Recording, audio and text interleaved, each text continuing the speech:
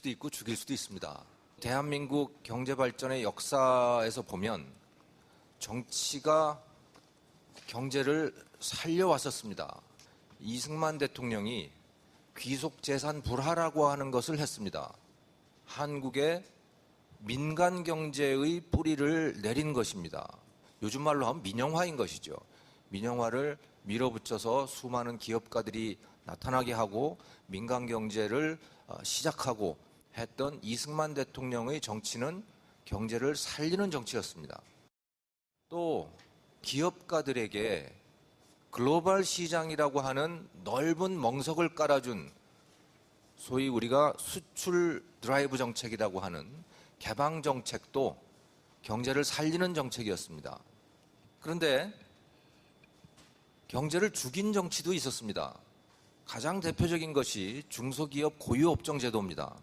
대기업의 횡포로부터 중소기업을 보호하기 위해서 펼쳤던 정책이었습니다. 굉장히 인기 있는 정책이었습니다. 그래서 돌이켜보면 인기 있는 정책은 경제를 망치고 인기가 없는 정책은 경제를 살리고 하는 이런 역설이 우리 역사에서 벌어져 왔다. 현재의 정부는 어떤가? 경제 민주화 정책은 실질적으로는 어떤 이익도 없는 그런 정책인데 그것을 대선 과정에서 공약으로 내세웠고 그게 이제 법으로 만들어졌고 실행이 되게 되겠죠. 순환 출자 금지 정책 같은 것이 그렇습니다. 재벌 그룹들이 자기 산하에 자기 계열사를 늘리지 못하게 만드는 정책이 순환 출자 정책입니다. 그런데 그걸 통해서 이익을 볼 사람이 누구냐? 없습니다. 중소기업 적합업종이라고 하는 것도 뭐 그렇고요. 또 보편적 복지 정책 역시 마찬가지입니다. 경제를 죽이는 정책들입니다.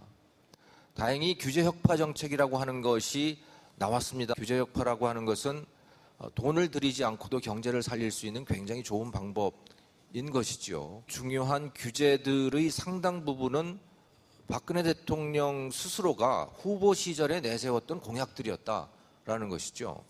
본인이 만들어 놓은 건 다 제쳐놓고 또 조금이라도 반대자들이 있을 만한 규제들은 또 다 빼놓고 그리고서 별로 반대자가 없는 규제들만 드러내겠다라고 한다면 그런 규제 혁파는 하나만한 것이 될 것이다. 그렇게 말씀을 드립니다. 사실은 저는 국회의원들이 다 알고 있다고 생각합니다. 정치인들이 뭐가 국가를 위해서 옳은 일인지 다 알고 있다고 생각합니다. 그런데 표를 얻으려고 하다 보니까 미래와는 상관없이 당장의 달콤한 그런 선택만을 한다고 생각하죠. 우리가 할 일은 무엇일까요? 국민을 설득하는 일이어야 합니다. 국가의 도움 같은 거 바라지 말고 스스로 살아가라고 그렇게 국민들을 설득할 수 있어야 된다. 그걸 우리가 해야 되지 않을까.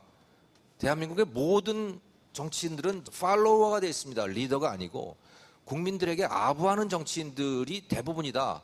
그러니까 국민들을 좀 설득하고 국민들을 이끌고 하는 진짜 리더인 정치인들이 좀 나왔으면 좋겠다.